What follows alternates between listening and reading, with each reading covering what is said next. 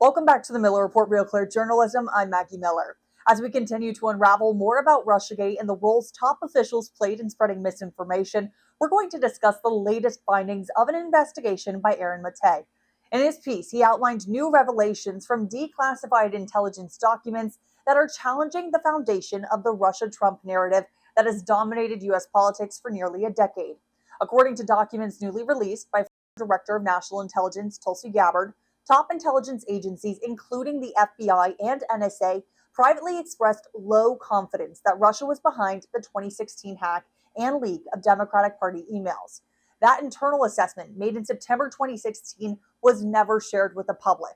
Instead, just weeks later, the Obama administration issued a public statement claiming the U.S. intelligence community was confident that Russia had interfered in the election, omitting any reference to the FBI and NSA's doubts or their lack of technical evidence. The final intelligence community assessment released to the public in January of 2017 went further, asserting with high confidence that Vladimir Putin ordered an influence campaign to damage Hillary Clinton and help elect Donald Trump. But that conclusion, we now know, was largely based on partisan sources, including analysis from CrowdStrike, a cybersecurity firm hired by the Clinton campaign, and later the now debunked Steele dossier. These newly revealed documents show that intelligence leaders, under pressure from the White House, sidelined internal dissent and rushed out assessment that appeared more certain than the evidence actually supported. CrowdStrike's own president later testified under oath that there was no concrete evidence Russia exfiltrated any data from the DNC servers. So while President Trump was called treasonous for questioning the Russiagate narrative, these disclosures suggest his skepticism may have reflected doubts held within the intelligence community itself. We're joined now by the lead investigator on the story, Aaron Maté. Aaron, thank you so much for being here. Thanks for having me, Maggie. So your investigation reveals several new details. What do we know now that we didn't before?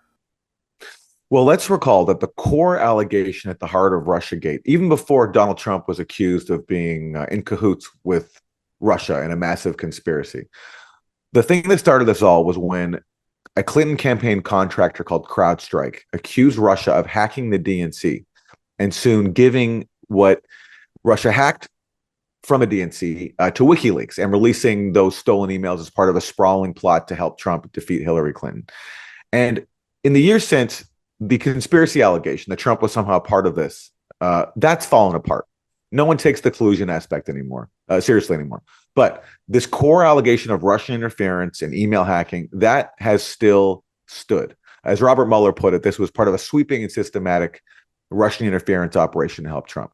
Well, now we've just gotten new details providing us with more evidence on top of what was already known before, that this was unsupported and that there were, in fact, serious doubts within the U.S. intelligence community.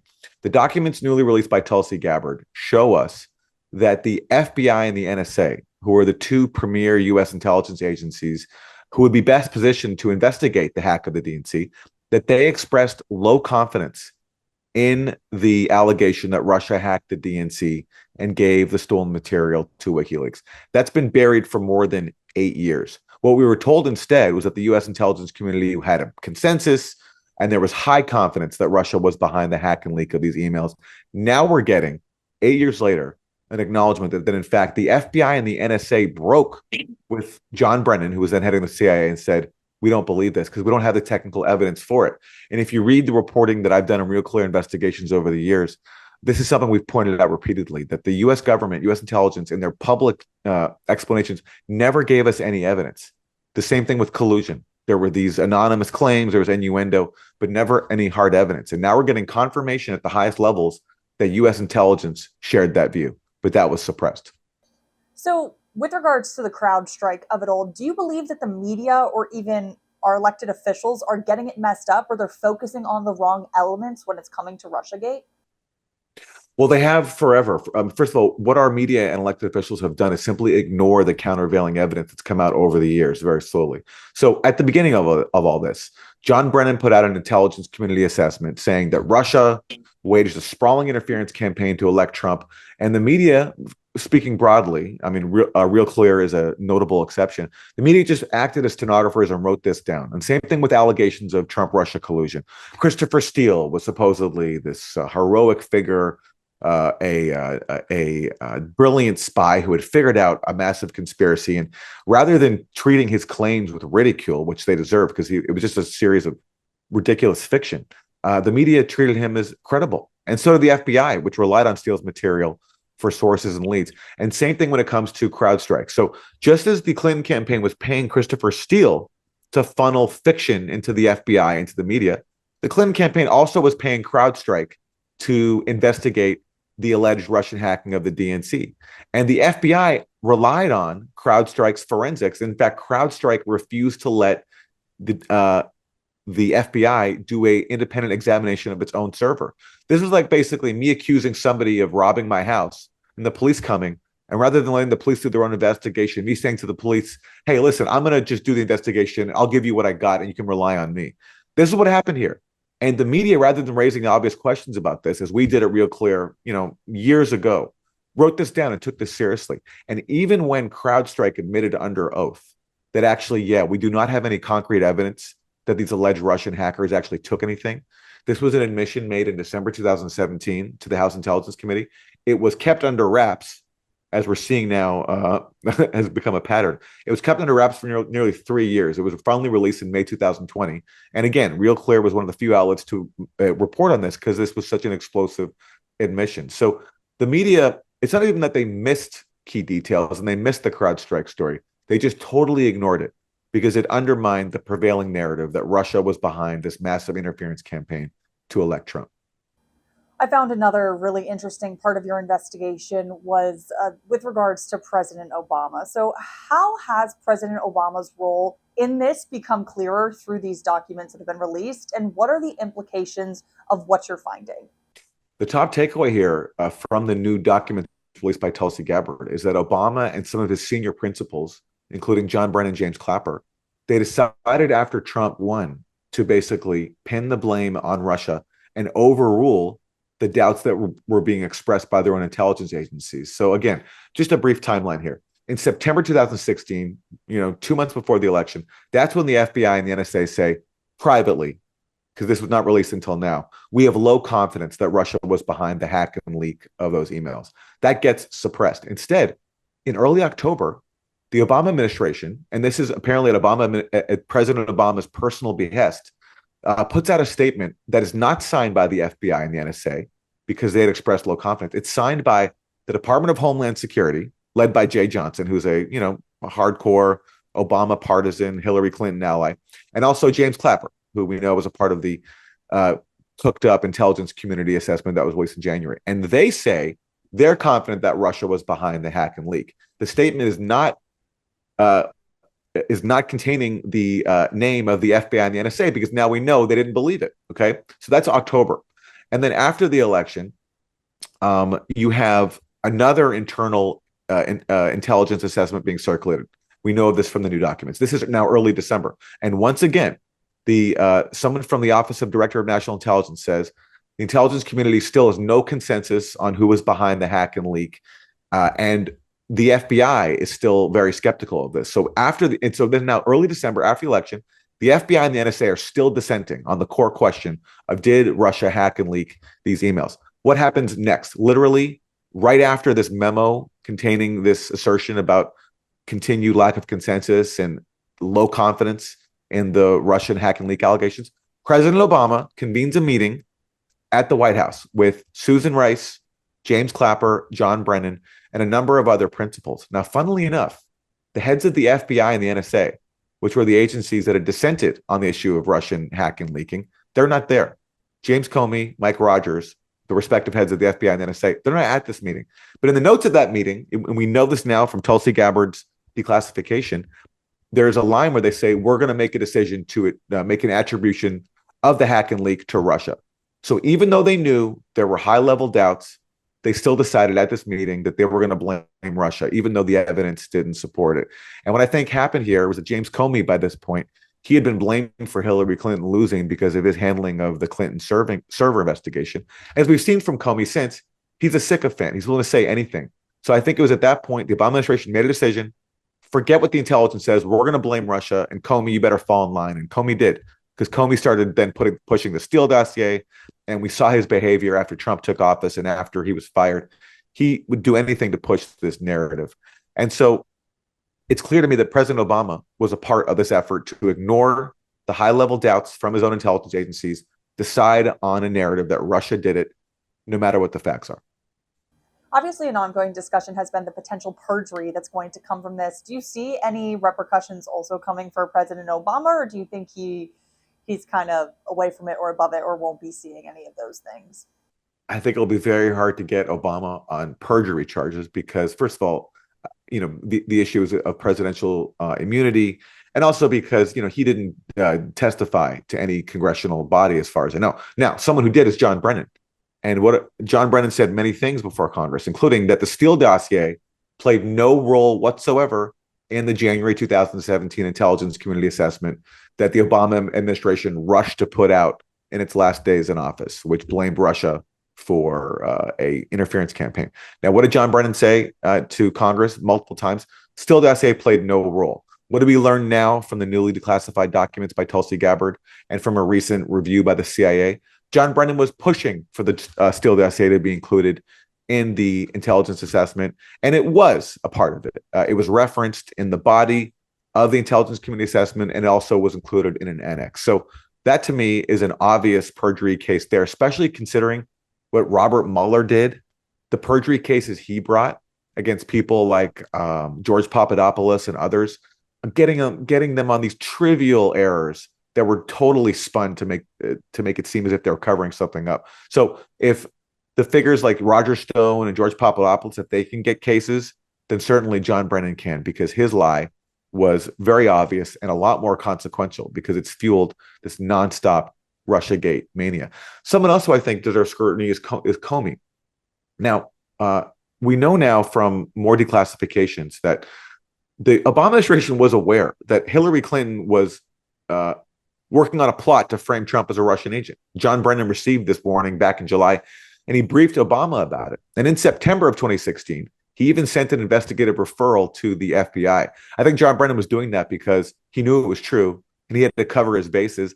I also think John Brennan was concerned about the fact that maybe the Clinton plot would get discovered by somebody else, including Russia, who allegedly had uncovered it. So he wanted to make sure that maybe Clinton wasn't being monitored and that her plan could be to frame Trump could be preserved. So Brennan sends an investigative referral to James Comey, Peter Strzok in September of 2016. And all of them have said they don't remember receiving that. James Comey said to Congress, it doesn't ring any bells. And that just doesn't ring true to me. How are you, if you're the head of the FBI, going to get an investigative referral from the CIA saying that Hillary Clinton is trying to frame Trump as a Russian agent, and you should look into this, you should be aware of this, and you're going to say you don't remember that? I don't believe that. Well, there's obviously growing awareness that much of what was once treated as fact was based on speculation. Obviously, some are still arguing, there is evidence that's coming forward that shows that there was some sort of interference. But how do these findings challenge that narrative, or in the very least show that the level of interference was much lower than portrayed? Okay, let's first recall how this was portrayed. We were told by people like Hillary Clinton, Gerald Nadler, media pundits across the spectrum that this was like a 9/11 Pearl Harbor level attack on our democracy. Robert Mueller said this was sweeping and systematic. Russia was trying to install Trump in the White House and sow discord. Okay, even if all the allegations against Russia are true, the hack and leaking of emails and social media messaging, these claims of some sort of that Russia was able to brainwash millions of Americans in some sprawling operation, it's completely ridiculous. We're talking about Facebook ads that were barely about the election and that nobody saw. In the 2 years before the election, the figures from Facebook is that Russians spent about $46,000. Do you think $46,000 in a multi-billion-dollar election, again, on ads that are barely even about the election, which was a fact that Real Clear covered, but everyone else ignored? Do you think that's going to impact even one voter, let alone swing the election? Of course not. So this was used as a narrative because the media just did not want to accept that enough people voted for Donald Trump. And they have so much contempt for average people. They couldn't believe that people voted against their preferred candidate, Hillary Clinton, out of a sense of their own concerns and their own grievances and their belief that Hillary Clinton wasn't speaking to them. They can't accept that. So there's this elitist contempt underpinning all this Russiagate stuff. In terms of then the allegations, like whether they're true or not, yes, we do know there were some social media posts put up by the Internet Research Agency, which was owned by a Russian oligarch who's very close to Vladimir Putin. Now, was there any proof this was part of a Kremlin plot? No. And Robert Mueller tried to suggest that, but then had to drop that in court because he had no evidence. But let's assume it was part of a Kremlin plot. Okay, the Facebook ads and social media memes. It would be the dumbest influence campaign of all time because it was barely about the election. If you look at the figures from Senate reports that have looked into this, they in footnotes basically they bury the fact that most of these posts were barely about the election, and it was just dumb memes. So the idea that this could influence even a single voter is just moronic. It's really, really ridiculous. And then you have the allegation of Russia hacking and leaking emails. Now, in that case, if Russia did that, that could have influenced some people because the emails were embarrassing to Hillary Clinton. I don't think they swung the election, but at least there was something there, something damning about Hillary Clinton in there. But there, as we've talked about, all the evidence so far does not support it. The Mueller report uses very tepid, qualified language.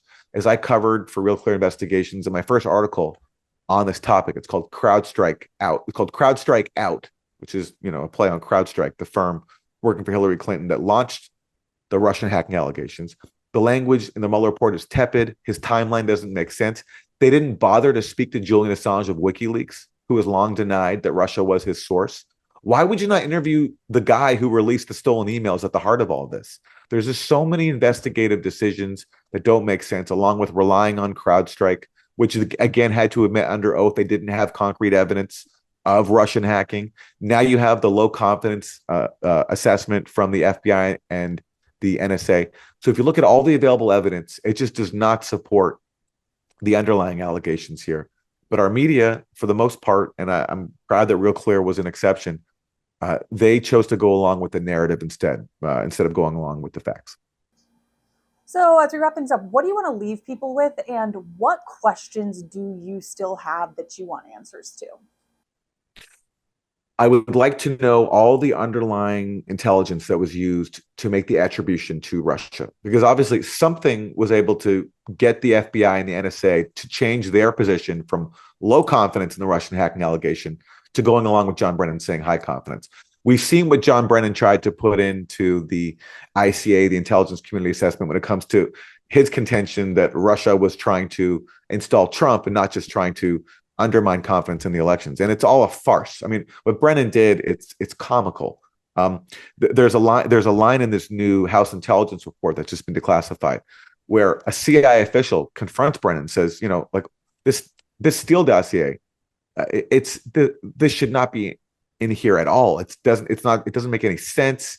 It's moronic. It's embarrassing. And Brennan says something to the effect of, yes, but doesn't it ring true?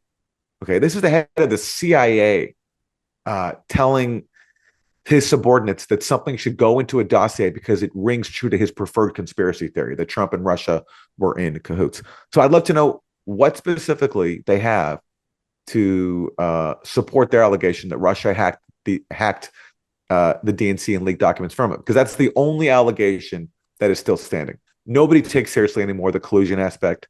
No one defends it except for the most hardcore partisans of the Trump-Russia conspiracy theory. But if you look at the defenders of the Russiagate probe now, they're pushing back on Tulsi Gabbard by saying, how dare she challenge the notion that Russia tried to interfere for Trump? It's documented. No, it's not. The only thing documented are some dumb memes and social media posts by a Russian troll farm that nobody saw and that were barely about the election. So what do they have on the core allegation of Russian hacking and leaking? And what else are we not being told? Because there was so much manipulation going on in Russiagate. And the main takeaway here is that, no matter where you are on the political spectrum, and I'm someone who's on the left of the political spectrum, but I don't believe that intelligence officials, unelected bureaucrats, have the right to interfere in elections because they don't like the candidate, whether that's a candidate I support or not. And I hope that's the key takeaway here, is that the national security state has no role in a democracy. It's up to voters to decide who gets to be the president, who gets to set foreign policy, not unelected bureaucrats. I mean, that's a perfect way to wrap it up. Aaron, thank you so much for your time. Thanks for having me. That was it for the Miller Report, Real Clear Journalism. I'm Maggie Miller. I'll see you next time.